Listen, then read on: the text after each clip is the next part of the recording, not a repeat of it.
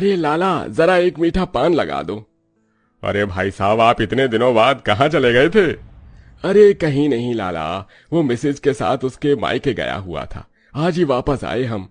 तुम जल्दी से हमारा वाला मीठा पान लगा दो। इतनी जगह से पान खाया है, लेकिन तलब तो तुम्हारे पान खाने से ही जाती है।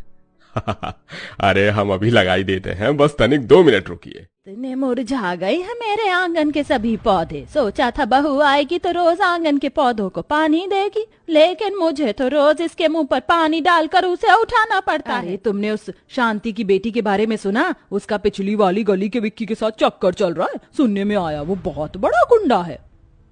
अरे ये तो कुछ भी नहीं है, मेरी खबर सुनो। वो सरला की बहू है ना, क्या नाम है उसका? हाँ, विनीता और सरला के बेटे रोहन का तलाक का मामला चल रहा है। मैंने तो पहले ही कहा था ज्यादा पढ़ी लिखी बहू मत लेकर आओ। लो, लेकिन इससे हमें क्या? हम क्यों इन लोगों के बारे में बातें करके अपनी जुबान गंदी करें। चलो मैं तो चलती हूँ रिंकू के पापा के लिए खाना। ये है घोटाला मोहल्ला। जिस मोहल्ले का नाम ही घोटाला हो, उस मोहल्ले में कभी कुछ सीधा हो सकता है क्या? अभी तो इस मोहल्ले में काफी शांति है, लेकिन क्या ये शांति इसी तरह बनी रहेगी या कोई धमाल मचने वाला है? आइए आगे इस कहानी में जानते हैं। अरे मोरी कमर, अभी 2 दिन पहले तो कमर का दर्द ठीक हुआ था। किस चुड़ैल ने हमारी गैलरी में पानी डाल दिया है। अभी तो कांताबाई पोछा लगा कर गई थी। बेचारी सुषमा दर्द भरी कमर पकड़ कर उठती है और आसपास देखती है कि उसकी गैलरी में कहां से पानी आया। तभी सुषमा की नजर उसके पड़ोस में रह रही पूनम की पानी की टंकी पर जाती है। टंकी भर जाने का कारण भी सारा पानी अब सुषमा की गैलरी पर आने लगा था। जब से ये पड़ोसन आई है तब से नाक में दम करके रख दिया है। आज तो मैं इसे छोड़ूंगी नहीं। सुषमा साड़ी का पल्लू कमर में पड़ोसन पूनम के घर जाती है। अरे सुषमा बहन, तुम इस वक्त? तुम्हारे घर में क्या कोई पैसों का पेड़ है? तो हमें भी जरा उसमें से पैसे तोड़कर दे दो। अरे पैसों का भी पेड़ होता है क्या भला? ये कैसी बातें कर रही हैं? सही कह रही हूँ मैं। तभी तो सुबह मोटर चला देती हो तो शाम तक मोटर बंद करने का नाम नहीं लेती। तुम्हारी टंकी का पानी भर भर कर हमारी गैलरी में आने लगता है। इतनी मुश्किल से मेरी कमर का दर्द ठीक हुआ था, लेकिन तुम्हारी वजह से मैं गिर गई और दोबारा से मेरी कमर में दर्द शुरू हो गया। जब से यहाँ पर आई हो तब से जीना हराम करके रख दिया है तुमने मेरा। जितना आपसे प्यार से बात कर रही हूँ आप उतना ही मुझ पर चढ़ रही हैं। मेरी टंकी का पानी है, जहां भी जाए, इससे आपको क्या? अरे मेरी बला से नरक में जाए, लेकिन मेरी गैलरी में क्यों आ रहा है? अभी तुम्हारी मकान मालिक से बात करके तुमसे घर खाली करवाती हूँ।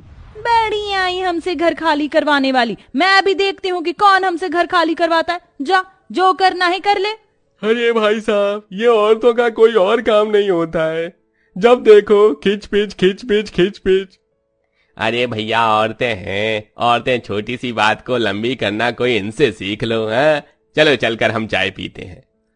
आपने वो कहावत तो सुनी होगी, जिस घर में 4 बर्तन होते हैं वो बजते जरूर हैं। ऐसा ही हाल इस मोहल्ले का भी था। आए दिन किसी न किसी के घर या पड़ोस में छोटी मोटी चीजों को लेकर बहस तो चलती रहती थी। कुछ लोग इस बहस को रोकने का काम करते थे तो कुछ आग में घी डालने का काम करते थे। रहने दे मोना, ये रोज रोज तेरी छत से कपड़े जो मेरी छत पर गिरते हैं ना, उन्हें लेने के बहाने तू रोज मेरे घर में आती है। सब पता है मुझे। अरे तुझे मेरे घर में जानना है तो मुझसे ही पूछ लिया कर। ऐसे रोज कपड़े लेने के बहाने क्यों आती है? हाँ, तू तो देश की प्रधानमंत्री है ना, क्या चल रहा है क्या नहीं तेरे घर से तो मुझे पूरी खबर मिलती है। अरे हवा पर क्या किसी का कोई जोर होता है? अगर कभी कभार तेरी छत पर कपड़े गिर भी गए तो क्या हो गया?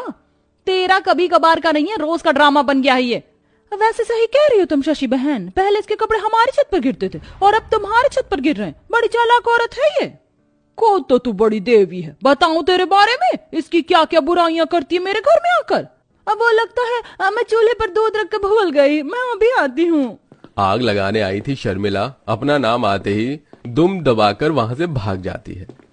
अरे एक सोने की चेन ही तो मांगी है, कौन सा हार मांग लिया जो तुम दिला नहीं सकते? उस कोमल के पति को देखा है, हर महीने उसका पति उसे सोने की चांदी की कोई न कोई चीज बनवा कर देता है। अरे कोमल का पति सरकारी नौकर है, वो सोना तो क्या हीरा भी लाकर दे सकता है। लेकिन मैं तो एक छोटी सी दुकान में काम करता हूँ। मेरी माँ सच कहती थी कि इस गरीब से शादी मत कर, लेकिन मेरी आंखों पर प्यार की पट्टी बंधी हुई थी। हाय मेरी किस्मत, किस आदमी के पल्ले बन गई मैं।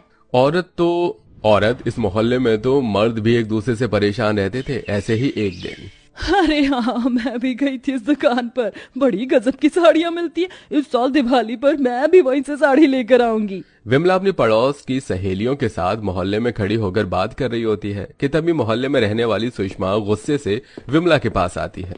मेरे चेहरे पर क्या कोई चुटकुला लिखा है? जो तू इतनी देर से मुझे देख देख कर हंस रही है? वैसे चुटकुले की कोई जरूरत नहीं है, तेरा चेहरा देखकर तो वैसे ही हंसी निकल आती है। तेरी इतनी हिम्मत कि तू मुझे देखकर हंस रही है? तुझे देखने से अच्छा है कि मैं किसी गटर की नाली के कीड़े को देख लूं। मेरे पास इतना फालतू का समय नहीं है जो तुझे देखकर मैं हंसूं।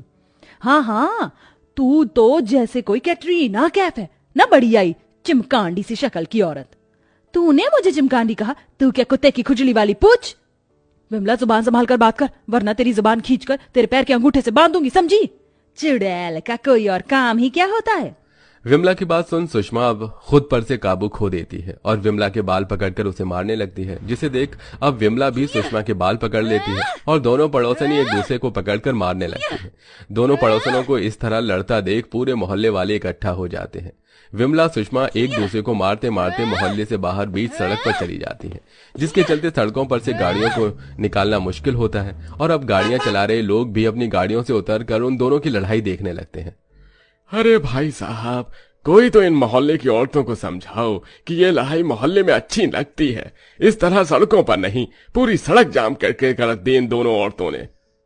अरे भाई, हम इनके लड़ाई के बीच में गए ना तो ये दोनों हमें भी लपेट लेंगी। ये मोहल्ले की औरतें बड़ी खतरनाक होती हैं। बड़ी मुश्किल से सुषमा और विमला के घर वाले जाकर उन दोनों को अलग करते हैं और घर ले जाते हैं, लेकिन ये तो इस मोहल्ले के लिए आम बात थी। आए दिन कोई ना कोई इस मोहल्ले में कलेश होना जरूरी था, वरना जिस मोहल्ले में कलेश ना हो वो मोहल्ला ही किस बात का। ऐसे ही समय गुजरता रहता है और एक दिन मेरे पेट में बहुत दर्द हो रहा है। अपने आप को संभालो, मैं जल्दी से रिक्शा लेकर आता हूँ। अपनी पत्नी के पेट में दर्द होता देख राकेश जल्दी से बाहर जाकर रिक्शे वालों को ढूंढता है, लेकिन हड़ताल होने की वजह से कोई भी रिक्शा वाले चलने को तैयार नहीं होते। अरे क्या हुआ भाई साहब? राकेश भाई साहब बड़े परेशान लग रहे हो, सब ठीक तो है ना? अरे पूनम के पेट में बहुत तेज दर्द हो रहा है, उसे जल्द से जल्द अस्पताल ले जाना होगा। कोई भी रिक्शा वाला चलने को राजी नहीं है। अरे आप घबराइए मत, भाभी को नीचे लेकर आइए, मैं जल्दी से अपनी गाड़ी निकालता हूँ। ओम जैसे ये बात अपनी पत्नी शशि को बताता है तो शशि भी भागती हुई पूनम के पास जाती है। इनकी हालत तो बहुत ज्यादा खराब है, आप घबराइए मत भाई साहब, वो गाड़ी निकाल रहे हैं। सभी लोग मिलकर पूनम को हॉस्पिटल लेकर जाते हैं। डॉक्टर के ट्रीटमेंट के बाद पूनम को दर्द में थोड़ा सा आराम मिलता है। भाई साहब घबराने की कोई बात नहीं, कल तक हम उसे घर ले जा सकते हैं। आप दोनों का बहुत बहुत शुक्रिया। आप लोगों से हमारी इतनी लड़ाई हुई है, लेकिन मुश्किल वक्त में आप लोग ही हमारे काम आए। भाई साहब, एक मोहल्ले में रहेंगे तो लड़ाई तो होगी ही ना, लेकिन इसका मतलब ये थोड़ी ना है कि एक दूसरे के मुश्किल वक्त में हम एक दूसरे का साथ ना दे। मुश्किल वक्त में सबसे पहले पड़ोसी ही काम आता है। इतनी लड़ाई होने के बावजूद भी आज एक पड़ोसी ही दूसरे पड़ोसी की मदद करता है। यही तो मोहल्ले का प्यार होता है।